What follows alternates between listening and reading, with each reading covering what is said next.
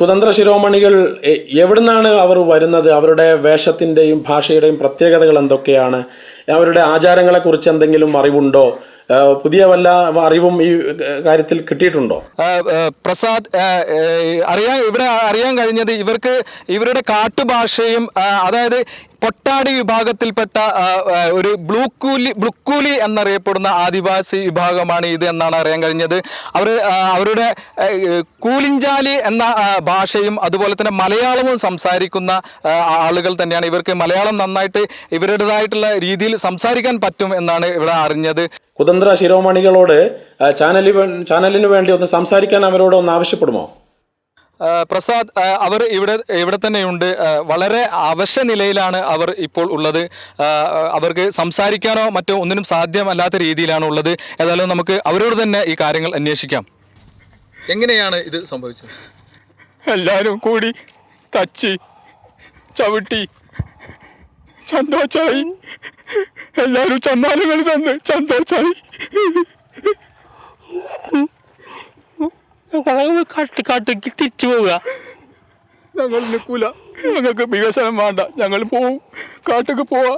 ഈ കുതന്ത്ര ശിരോമണികളെ കൈകാര്യം ചെയ്യപ്പെടാനുണ്ടായ സാഹചര്യത്തിൽ ഈ കൈകാര്യം ചെയ്ത വ്യക്തികൾക്ക് അതിൽ കുറ്റബോധമാണോ ഉള്ളത്, അതോ അവർ ചെയ്തത് ശരിയാണെന്ന വാദമാണോ? അങ്ങനെ കൈകാര്യം ചെയ്യപ്പെട്ടിട്ടുണ്ടെങ്കിൽ അതിന് പോലീസിന്റെ ഭാഗത്തു നിന്ന് എന്തെങ്കിലും നിയമപരമായ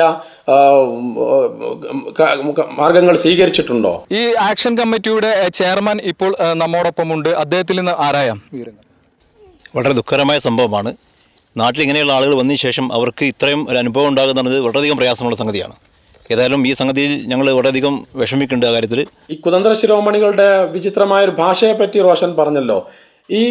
ഇവരുടെ ഈ ഭാഷയിൽ അവരുടെ മാതൃഭാഷയിൽ കേരളത്തിലെ ജനങ്ങൾക്ക് വേണ്ടി ഒന്ന് സംസാരിക്കാൻ അവരോട് പറയൂ. തീർച്ചയായും.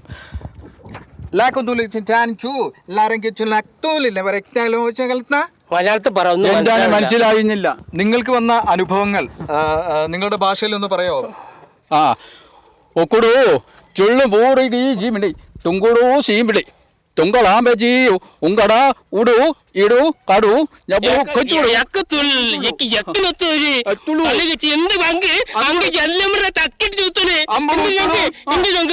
ఇంటలే కూడుచు అమ్మడు కూచుడు ముంచుడు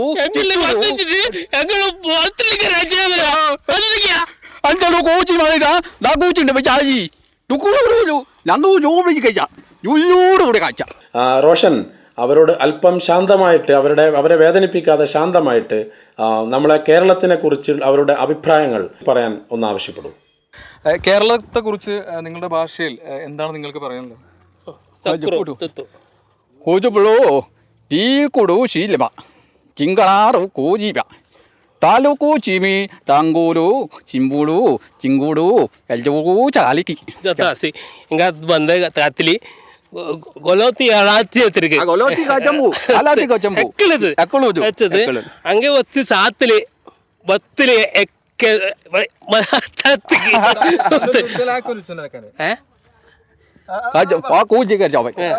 പത്തില് അക്കത്ത്. ഏതായാലും ഈ നാട്ടുകാരിൽ നിന്നും ഇവർക്ക് അനുകൂലമായും പ്രതികൂലമായിട്ടുള്ള ഒരുപാട് അനുഭവങ്ങൾ ഉണ്ടായി. വളരെ സമ്മാനങ്ങൾ ഒരുപാട് ഇവർക്ക് നൽകി. നല്ല രീതിയിൽ തന്നെ ഇവരെ നമുക്ക് കാട്ടിലേക്ക് പറഞ്ഞേക്കാം.